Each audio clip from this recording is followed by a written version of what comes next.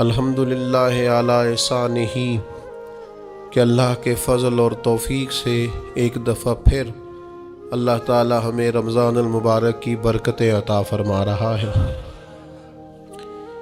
اللہ تعالیٰ نے قرآن مجید میں ارشاد فرمایا ہے کہ یا ایہا الذین آمنوا کتب علیکم الصیام کما کتب علی الذین من قبلکم، اے ایمان والو تم پر روزے فرض کیے گئے ہیں جس طرح کہ تم سے پہلے لوگوں پر فرض کیے گئے تھے، لعلکم تتقون، تاکہ تم پرہیزگار ہو جاؤ۔ روزے کی برکت سے تمہیں تقوی نصیب ہو۔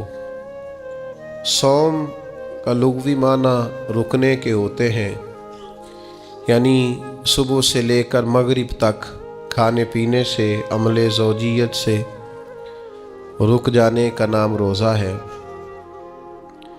کھانا پینا ویسے بھی اللہ کے حکم سے ہی چاہیے۔ سارے پرندے ہوا میں اڑتے ہیں پر سارے نہیں کھانے چاہیے، وہی کھا سکتے ہیں جن کو شریعت نے جائز قرار دیا۔ بہت سارے جانور زمین میں چلتے پھرتے ہیں پر سارے کھانا مسلمان کے لیے حلال نہیں ہے، وہی کھا سکتا ہے جو کھانے کی اللہ رسول نے اسے اجازت عطا کی۔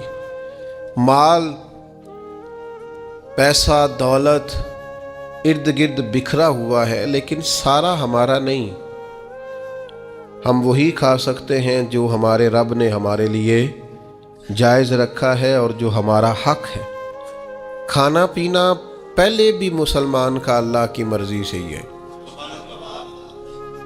ہر چیز ہر شے کھا سکتا نہیں ہے، بس رمضان میں ایک پابندی اور لگا دی کہ جو جائز بھی ہے، جو حلال بھی ہے، جو طیب بھی ہے، بس تمہارے رب کی مرضی ہے کہ تم نے صبح سے لے کر مغرب تک وہ بھی نہیں کھانا۔ بس پہلے بھی پابند ہے اللہ کے حکم کے، اور رمضان میں ایک پابندی اور کرنی ہے اور روزہ رکھنا ہے۔ اور اس روزہ کتنی کو محبوب چیز ہے اللہ کو، کتنی کو پسند ہے۔ نسائی میں حدیث ہے، ایک صحابی نبی کریم علیہ السلام کے حضور حاضر ہوئے اور عرض کی، یا رسول اللہ صلی اللہ تعالی علیہ وسلم، مجھے کوئی ایسا عمل بتائیں جو مجھے نفع دے۔ مطلق اعمال میں سے جتنے بھی اعمال موجود ہیں اللہ کی رضا کے لیے کرنے والے، ان میں سے اس نے کسی عمل کا انہوں نے سوال کیا۔ عرض گزار ہوئے، یا رسول اللہ صلی اللہ تعالی علیہ وسلم، کوئی عمل بتائیں جو مجھے نفع دے۔ تو اللہ کے حبیب علیہ السلام نے فرمایا، روزہ رکھ، اس کی مثل دوسرا کوئی عمل نہیں ہے۔ روزہ اتنا بڑا عمل ہے، انسان کو نفع دینے والا، مسلمان کو فائدہ پہنچانے والا، کہ اس جیسا دوسرا کوئی عمل یہ حدیث میں حضور علیہ السلام نے بیان کی۔ اب روزہ اتنی بڑی سعادت ہے، اور کرنا کیا ہے؟ اللہ کے حکم سے کھانا پینا ہے۔ جس وقت اس نے کھانے سے روک دیا اس وقت رک جانا ہے، جس وقت اجازت دی ہے اس وقت کھا لینا ہے، لیکن نفع اتنا ہوگا کہ حضور فرماتے ہیں اس جیسا دوسرا عمل ہی کوئی نہیں۔ اتنا فائدہ مند کام ہے۔ روزے بڑی غنیمت ہے۔ رمضان المبارک کا مہینہ بڑی سعادت ہے۔ آپ اندازہ فرمائیے کہ نبی پاک علیہ السلام نے، حضرت سلمان فارسی رضی اللہ تعالیٰ عنہ فرماتے ہیں، رمضان سے ایک دن پہلے خطبہ دیا تھا باقاعدہ، اور ہمیں حضور نے رمضان کی عظمتوں سے آگاہ کیا تھا۔ رمضان المبارک سعادت افروز گھڑیاں ہوتی ہیں، اس کا لمحہ لمحہ برکت ہوتا ہے، اس کی ایک ایک ساتھ خدا کا انعام لے کے آتی ہے۔ رمضان المبارک کی ایک ایک گھڑی بخشش، مغفرت، اللہ کی عطا، اللہ کا کرم، اللہ تبارک و تعالیٰ کی رحمتوں سے بھرپور ہوتی، ایسے جیسے چاروں جانب خدا کی رحمت کا می برس رہا ہوتا ہے۔ بس جن کی جھولیاں پھیلی ہوئی ہوں گی اور جن کے دامن کھلے ہوئے ہوں گے، وہ اپنے دامن رحمت الہی سے بھرپور کر لیں گے۔ لیکن سادی سی بات ہے بھائی، جو آدمی سویا رہے، غافل رہے، اٹھ کے اپنے کمرے کا دروازہ ہی نہ کھولے تو سورج جتنا مرضی چمک رہا ہو اسے کوئی فائدہ حاصل ہوتا نہیں، اسے کوئی روشنی نصیب ہوتی نہیں، کیونکہ وہ تو اٹھا ہی نہیں، جاگا ہی نہیں، بیدار ہی نہیں ہوا۔ صبح کی آب و ہوا بڑی ٹھنڈی ہوتی ہے، بڑی صحت افزا ہوتی، لیکن اگر کوئی لوگ غافل ہی رہے اس میں اور صبح اٹھے ہی نہ، سیر کرے ہی نہ، فجر کو نکلے ہی نہ، اس کی غفلت اس پر طاری رہے، تو جتنا مرضی صبح کا سویرا ہو، جتنی مرضی راحتیں اور رحمتیں ہوں، اسے اس سے نفع حاصل ہوتا وہ تو اسی کو ہوگا جو اٹھے گا، آنکھ کھولے گا۔ تو اچھی طرح سمجھ لیجئے گا، رمضان المبارک کی سعادتیں اتنی بڑی ہیں، برکتیں اتنی زیادہ ہیں کہ حضور علیہ الصلوۃ والسلام نے فرمایا نفل کا ثواب فرض کے برابر، فرض کا ثواب 70 گنا بڑھا کے دیا جائے گا۔ لیکن اگر کوئی غافل کا غافل ہی رہا، اس بیچارے کا موبائل رمضان میں بھی بند نہیں ہوا، لا یعنی بے مقصد بے معنی چیزیں، لغویات اور عبث چیزوں میں اس نے رمضان بھی گزار دیا، تو سعادتیں تو برس رہی تھیں، سورج تو نور کا چمک رہا تھا، روشنی تو پھیل گئی، سعادت افروز گھڑیاں تو آ چکی تھیں، پر اس نے اپنی آنکھ کو ہی نہیں کھولا، غافل کا غافل رہا، تو اسے کچھ میسر آ سکتا، کچھ غفلت دور کرنی پڑے گی۔ اب دیکھیے ہمارے ہاں محفل ہوتی ہے، لوگ گلیاں سجانی شروع کرتے ہیں 1 یا 2 دن پہلے، کسی گھر میں شادی ہوتی ہے تو لوگ گھر کا آنگن، صحن، چھت اور سامنے والی دیوار سجانا شروع کرتے ہیں 2-3 دن پہلے، اس سے زیادہ نہیں۔ بڑی خاص بھی کوئی محفل ہو تو 1-8 دن پہلے لائٹنگ لوگ کرتے ہیں کہ پتہ چلے یہاں ذکر رسالت مآب صلی اللہ تعالی علیہ وسلم کیا جائے گا اور یہاں حضور کے تذکار کیے جائیں گے۔ 2-4 دن پہلے اگر کہیں لائٹنگ ہو جائے تو لوگ کہتے ہیں یار کوئی کمال ہی بات ہے کہ اتنے دن پہلے یہاں اتنی روشنیاں نظر آ رہی ہیں، کوئی انفرادی کام ہے، اس پر نظر جاتی ہے۔ آپ ذرا رمضان کی شان تو دیکھیں، حضور فرماتے ہیں سارا سال جنت سجائی جاتی ہے، کس لیے؟ حضور فرماتے ہیں رمضان المبارک کے لیے، سارا سال جنت سجا دی جاتی، اس کو تیار کیا جاتا ہے رمضان کی سعادت افروز گھڑیوں کے لیے، ان مقدس ایام کے لیے جو لے کر رمضان سایہ فگن ہوتا ہے، اس کے لیے پورا سال جنت کو سجایا جاتا ہے، تزئین و آرائش کی جاتی ہے، اور رمضان آتا ہے تو کریم کے کریمانہ فیصلے ہونے شروع ہو جاتے ہیں۔ کریمانہ فیصلے، ایک کریمانہ فیصلہ ہوتا ہے کہ دوزخ کے دروازے بند کر دو اور جنت کے سارے ہی دروازے کھول دو، اس کو راستہ کیا گیا ہے۔ پھر آپ کو پتہ ہے ایک انوکھی بات بھی آپ سے کرنی ہے، قانون نافذ کرنے والے اداروں کو نا مجرموں کا پتہ ہوتا ہے، ان کو پتہ ہوتا ہے کس جگہ کچھ فسادی لوگ ہیں، وہ دیکھتے ہیں نا ملک میں کوئی خاص مہمان آ رہا ہے جو ملک کے لیے فائدہ مند ہے اور وطن کے لوگ اور وطن کو اس سے فائدہ ہوگا، استفادہ کریں گے لوگ اس کے آنے سے، وہ کیا کرتے ہیں ان فسادیوں کو پہلے بند کر دیتے ہیں، کہتے ہیں ایسا نہ ہو کہ یہ آ کے کوئی خرابی کرے، وہ منع کر دیتے ہیں۔ تو یاد رکھ لیں، سمجھ لیں، حضور فرماتے ہیں شیطان کو بھی قید کر دیا جاتا ہے۔ رمضان آنے والا ہے تو اللہ شیطان کو قید کر دیتا ہے، جکڑ دیتا ہے۔ فرمایا رمضان آ رہا ہے اور میرے بندوں نے اپنی بخشش کرانی ہے، انہوں نے میری عبادت کرنی ہے، انہوں نے روزے رکھنے ہیں، انہوں نے آ کر کے اللہ کے حضور معافیاں مانگنی ہے، اور رمضان کی ہر رات میں 70 ہزار یا بلا مثال و بلا تشبیہ اللہ جانے کتنے بے حساب لوگوں کی رب نے بخشش کرنی ہے۔ تو یہ شیطان بڑا مکار ہے، یہ کھلا ہوا دشمن ہے، کوئی خرابی نہ کر دے لہذا پہلے اسے باندھ دو، خرابی نہ کرے کسی قسم کی اسے باندھ دیا جاتا ہے۔ مہمان بھی آ گیا، خرابی کرنے والا بھی باندھ دیا، لیکن اگر فائدہ لینے والے پھر بھی فائدہ نہ لے تو پھر ان سے کہا جائے گا کہ تمہارے پاس اب کوئی بہانہ بچا نہیں ہے، اب تمہارے پاس کوئی کسی قسم کا عذر باقی نہیں ہے، اب تو یہ تھا کہ تمہیں بخشش کرانا چاہیے تھی، استغفار پڑھنا چاہیے تھی، دعائیں کرنا چاہیے تھی، قرآن مجید کی تلاوت کو کثرت سے کرنا چاہیے تھا، لیکن چونکہ اب تم یہ بھی نہیں کہہ سکتے کہ مجھے شیطان نے گمراہ کر دیا، وہ تو باندھ دیا گیا ہے، اب تو فسادی کو ویسے ہی کنٹرول کر دیا گیا ہے۔ اب بھی تم اگر سوئے رہے، اب بھی اگر تم نے غفلت کی، اب بھی چھوٹے موٹے بہانے کر کے تراویحاں چھوڑتے رہے، اب بھی ذرا سی سستیاں کر کے ادھر ادھر نکلتے رہے، اس کا مطلب یہ ہے کہ پھر تم استفادہ کر سکے، تم نے سستی کا مظاہرہ کیا، تم نے اور اب دیکھیں جب اتنے بندوبست کیے تمہارے لیے، ثواب بھی بڑھا دیا، اجر بھی بڑھا دیا، تمہارے لیے جو فساد پیدا کرنے والا شیطان تھا وہ بھی قید، لیکن اگر تم پھر بھی عمل نہ کرو، پھر بھی مسجد نہ آؤ، تو پھر حدیث پاک سن لیں۔ اس طرز کی شاید یہ منفرد حدیث ہے کتب احادیث، اور تقریباً تمام کتب احادیث میں موجود ہے۔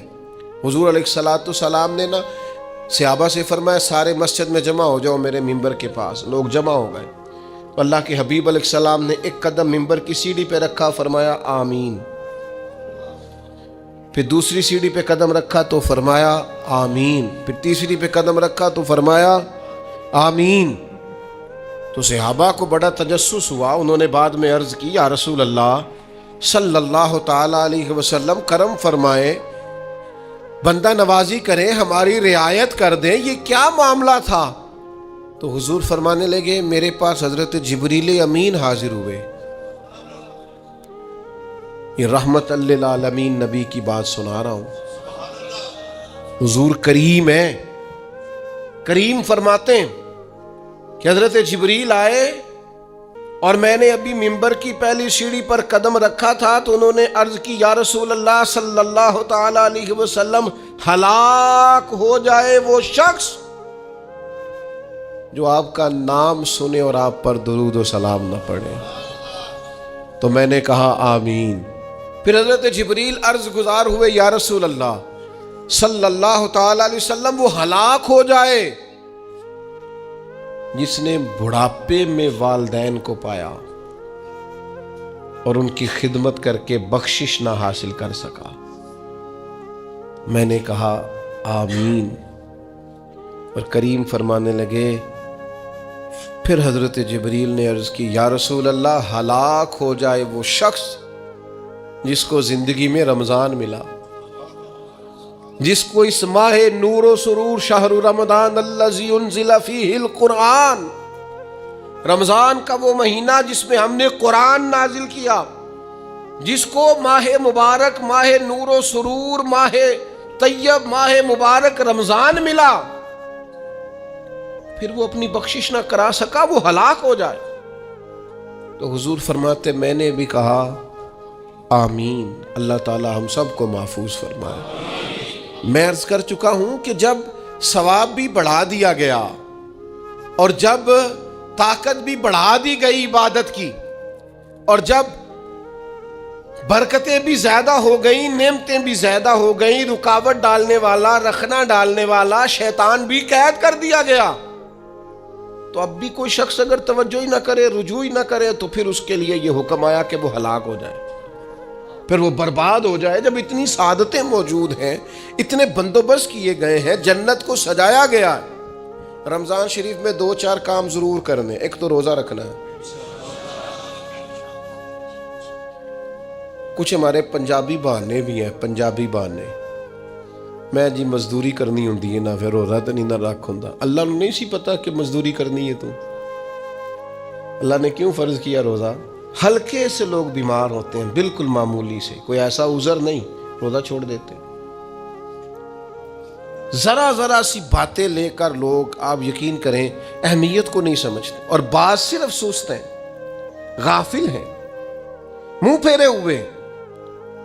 اگر یہ ایک حدیث سمجھ میں آ جائے نا، ترغیب و ترہیب میں اور دیگر کتب حدیث میں بھی موجود ہے، حضور نے فرمایا جس نے رمضان کا ایک روزہ چھوڑ دیا، زندگی بھر بھی روزے رکھے، وہ فضیلت نہیں پا سکتا جو رمضان کا روزہ سے فضیلت اسے ملنی تھی۔ اتنی بڑی بات ہے، آپ اس کو سمجھ لیں، اتنے سعادت افروز روزے ہیں رمضان کے، تو کوشش کریں اپنے آپ کو مینج کریں، مینٹین کریں چیزوں کو، اپنی صحت کا خیال کریں۔ میں تو دوستوں سے کہا کرتا ہوں رمضان سے پہلے جو ایام ہے پہلے سے بڑھ کر اپنی طبیعت کا خیال رکھیں، تاکہ رمضان میں کوئی کسی قسم کی طبیعت میں بھی کمزوری پیدا نہ ہو اور صحیح صحت مندی کے ساتھ انسان رمضان شریف کے روزے گزار سکے۔ دوسری بات ہے رمضان میں خوب قرآن مجید پڑھنا۔ شہر رمضان الذی انزل فیہ القرآن، رمضان ہی کا تو وہ مہینہ جس میں قرآن نازل کیا گیا۔ نبی کریم صلی اللہ تعالیٰ علیہ وسلم رمضان المبارک میں حضرت جبریل امین علیہ السلام کے ساتھ قرآن مجید کا دور فرمایا کرتے۔ حضور حضرت جبریل کو پارہ سناتے اور جناب جبریل نبی کریم علیہ السلام کو سناتے۔ یہ دور ہوتا ہے قرآن مجید کا۔ اللہ نے کتنی زیادہ توفیق دی ہے، ہر مسجد میں تراویح میں قرآن پڑھا جاتا ہے۔ تھوڑی ہمت کریں، تھوڑی کوشش کریں۔ ہمارے بزرگ فرمایا کرتے تھے ایک پارہ گھر میں پڑھا کرو قرآن مجید کا، تاکہ تمہیں دیکھ کے بچے بھی پڑھیں، اور ایک پارہ مسجد میں تلاوت کیا کرو، اور ایک رات کو تراویح میں 3 پارے روز قرآن مجید کے ہو جائیں گے تو انشاءاللہ تعالی رمضان ختم ہوگا تو 3 قرآن پاک بھی ختم ہو جائیں گے۔ یہ ارادہ کریں، یہ پروگرام بنا، خوب قرآن مجید سے دلچسپی پیدا کریں۔ تیسرا کام رمضان میں جو کرنے والا وہ ہے کثرت سے استغفار۔ کچھ غلطیاں نا ہم کرنا نہیں چاہتے، ہم سے ہو جاتی ہیں۔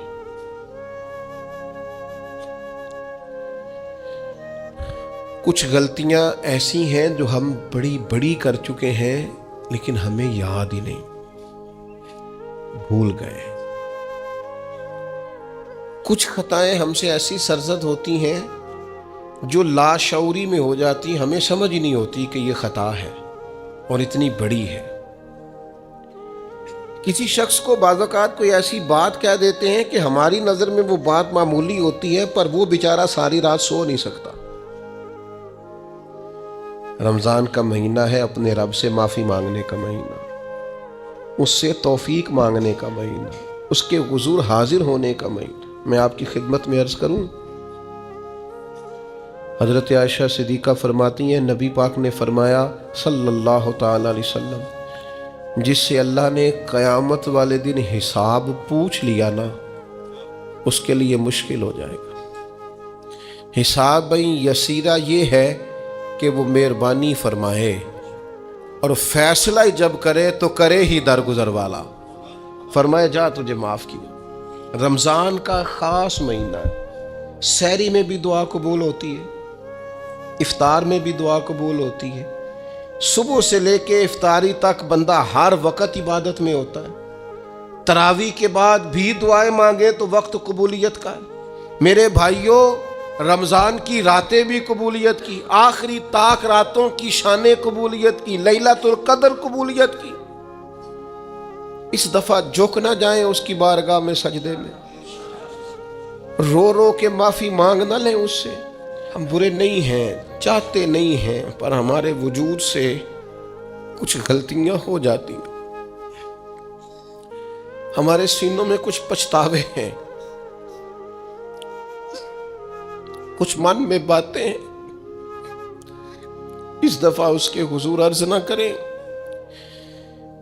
کہ کچھ کمیاں رہ گئی ہیں، دل نہیں کرتا تھا ایسا ہو، پر انجان تھے، نہ چاہتے ہوئے بھی کمزوریاں ہو گئیں۔ رمضان آ رہا ہے، بڑا گولڈن چانس ہے، بڑا خوبصورت موقع۔ بھائیو، رمضان کی ہر سحری کے بعد رب سے معافی مانگیں۔ آپ کو پتہ ہے اتنی بڑی امت مسلمہ لیکن ہر گلی میں کمزور ہے، ہر جگہ رسوائیاں ہمارے ساتھ چمٹی ہوئی ہیں۔ ہم چاہ کے بھی اپنے بھائیوں کی مدد نہیں کر سکتے۔ میرے پاس ایسے ایسے جوان آتے ہیں جو کہتے ہیں ہمیں بتائیں نا ہم فلسطین کے لیے کیا کر سکتے ہیں، ہمیں بتائیں نا۔ یہ ہماری بے بسی، یہ ہماری غلطیوں کا نتیجہ ہے۔ تو خوب استغفار کریں، اپنی کوتاہیوں کی معافی مانگیں۔ رمضان کی ہر صبح میں، ہر شام میں، ہر دن میں، ہر رات مصلی بچھا بچھا کے عرض گزار ہوں کہ مالک تو ہمیں معاف فرما، اور میں آپ سے ایک اور بات بھی عرض کروں، شیخ ابو الحسن کو میں پڑھ رہا تھا تو روتے جا رہے تھے، روتے ہی جا رہے تھے، روتے ہی جا رہے تھے۔ ایک شام ان کے کچھ لوگوں نے ان سے کہا کہ حضور اس قدر زیادہ آہوزاری، تو فرمانے لگے میری بس اتنی خواہش ہے کہ جب میں اپنے رب سے ملوں نا تو میرا رب مجھے ناراض نہ ملے۔ تو میں ہر وقت اس لیے تڑپتا ہوں کہ میرے اندر جو کوتاہیاں مجھ سے ہو گئی ہیں، میرا مالک وہ مجھے معاف کر دے۔ ہم نے کوشش کی ہے زندگی میں ماں باپ کی خدمت کرنے کی، لیکن نہیں، ہم سے ان کے حق ادا نہیں ہو سکے۔ کوشش کی ہے بہن بھائیوں پر توجہ دینے کی، لیکن حق ادا نہیں ہو سکے۔ چاہیے تھا اولاد کی تربیت بڑی شاندار کرتے، لیکن سہولتیں کچھ زیادہ دے بیٹھے، لاڈ پیار کچھ زیادہ کر سکے، ان کی تربیت کا بھی صحیح حق ادا۔ اللہ نے عزتیں زیادہ دی تھی، جواب میں ہماری خدمتیں تھوڑی ہیں۔ ہم اپنے رب کی بارگاہ کی حاضریوں کے بھی حق ادا نہیں کر سکے۔ اس نے ہمیں نوازا زیادہ ہے، ہمارا شکر کم ہے۔ ہم اس کا حق ادا کرنے کا کام یہ ہے میرے بھائیوں کہ رمضان میں خوب استغفار کریں۔ ہم سے جو کمیاں رہ گئی ہیں اس پورے ماہ مبارک میں، اپنے مالک سے عرض کریں کہ مالک اس ماہ مبارک میں جنہیں تو معاف کرنے والا ہے ان میں ہمارے بھی نام شامل فرما، ہمارے بھی نام شامل فرما۔ اور بھی عرض کرنی ہے، ان کے لیے بھی دعائیں کرنی ہے رمضان میں جو ہم سے بچھڑ گئے، جو مٹی تلے جا کے آرام فرما ہو گئے۔ یہ رمضان المبارک چونکہ بخشش مانگنے کا مہینہ ہے، اللہ کے حضور معافی مانگے ان کے لیے بھی، ہمارے اپنوں کے لیے، ماں باپ کے لیے، عزیز و اقربا کے لیے، کہ اللہ کریم ان کی قبروں کو بھی ٹھنڈا کرے، ان کے حال پہ بھی رحمت کی نظر کرے، ان کے لیے بھی مالک آسانیاں کرے۔ خوب دعائیں مانگے رمضان میں، خوب دعا۔ اور جو محتاج ہیں، جو تنگ دست ہیں، جو غریب ہیں، جن کو زمانہ گزر گیا ہے، دوستوں کو، احباب کو، مخیر حضرات کو متوجہ کرتے ہوئے وہ بھی تھوڑی توجہ کریں۔ اس سال رمضان کے ماہ مبارک میں دنیا داروں کو چھوڑ کے رب کی طرف متوجہ نہ ہو، اس کریم کی بارگاہ میں اپنی ساری تکلیفیں بیان نہ کریں۔ بیمار بھی آئیں، مقروض بھی آئیں، تنگ دست بھی آئیں، بے اولاد بھی آئیں، کمزور بھی آئیں، سارے جھکیں، روزہ رکھ کے، تراویح پڑھ کے، قرآن پڑھ کے، اپنے سارے دکھ اپنے مالک کے حضور بیان کر کے اس ماہ مبارک کی ہر رات میں اس سے بخشش کا سوال کریں، رحمت کا سوال کریں، کرم کا سوال کریں۔ وہ بڑا ہی کریم ہے۔ حضور فرماتے ہیں، رب کہتا ہے مجھے حیا آتی ہے میرا بندہ ہاتھ اٹھائے اور میں اس کے ہاتھ خالی واپس کر دوں، بس آنے کی دیر ہے۔ اور ایک مقام پہ اللہ کے حبیب علیہ السلام نے فرمایا، بندہ جب اعتراف گناہ کر کے معافی مانگتا ہے اللہ فوراً ہی اسے معاف فرما دیا کرتا۔ چوتھا کام جو اس ماہ مبارک میں بہت زیادہ کرنا ہے وہ یہ ہے کہ حضور نے فرمایا یہ صبر کا مہینہ ہے، صبر بہت کرنا ہے۔ ایک تو صبر ہوتا ہے نا مصیبت پہ صبر، ایک خواہشات پر بھی صبر ہوتا ہے کہ خواہشیں پیدا ہو رہی ہیں پر صبر کرنا ہے اللہ کی رضا کے لیے، یہ بھی صبر ہے۔ نیکی پر استقامت کے لیے بھی صبر کی ضرورت ہوتی ہے، گناہ چھوڑنے کے لیے بھی صبر کی ضرورت ہوتی ہے۔ آپ کے پاس مواقع موجود ہیں معاذ اللہ برائی کے، لیکن اگر آپ صبر کرتے ہیں اللہ کی رضا پہ راضی رہتے ہیں تو یہ بھی صبر ہے۔ نبی پاک علیہ السلام نے روزہ دار کو صبر کرنے کا کہا، فرمایا ایک تو تم نے کوئی بےہودہ بات نہیں کرنی، کوئی گالم گلوچ نہیں کرنی، اور اگر کوئی تم سے لڑائی جھگڑا کرے، کوئی بےہودہ بات کرے تو تم نے کیا کہنا، انی صائم مرتین، تم نے 2 مرتبہ کہنا ہے بھائی میں تو روزہ دار ہوں۔ کوئی جھگڑا کرنا چاہے، لڑائی کرنا چاہے، برا بھلا کہے، کوئی الجھانا چاہے تو کہنا انی صائم، میں روزہ دار ہوں۔ یہ وظیفہ یاد کریں گے؟ کیا کہنا ہے؟ یہ وظیفہ ہے پورے رمضان کا، یہ بخاری میں حضور نے بتایا ہے۔ کوئی جھگڑا کرے گھر کے باہر بھی، اور گھر کے اندر بھی کوئی جھگڑا کرنے لگے، جھگڑا ہونے لگے تو کہنا انی صائمون، میں، اور ایک دفعہ نہیں کہنا، مرتین، حضور نے فرمایا 2 دفعہ کہنا، میں روزہ دار ہوں، میں کوئی جھگڑا نہیں کروں گا، کوئی فساد نہیں کروں گا، کسی بےہودہ بات کا جواب نہیں دوں گا۔ کیوں؟ اس لیے کہ میری ایک شان ہے، میں روزہ دار ہوں، میں اس وقت ایک منصب پر فائز ہوں، میں روزہ دار ہوں، یہ وظیفہ پکانا ہے ہر بےہودہ بات سے، ہر جگہ۔ اور حضور علیہ السلام نے فرمایا، یہ بھی بخاری میں موجود ہے، فرمایا جس نے جھوٹ بولنا اور اس پر عمل کرنا نہیں چھوڑا، اللہ کو اس کے بھوکا پیاسا رہنے کی کوئی حاجت نہیں ہے۔ جھوٹ ہی نہیں چھوڑا اس نے، ابھی بھی جھوٹ بول رہا ہے، روزہ رکھ کے بھی جھوٹ پر عمل کر رہا ہے، اللہ تعالیٰ کو اس کے بھوکا پیاسا رہنے کی کوئی حاجت نہیں ہے۔ تو روزہ رکھنا ہے، پھر اس کی تھوڑی سی حفاظت بھی کرنی۔ پھر آگے چلیے، 5ویں گزارش،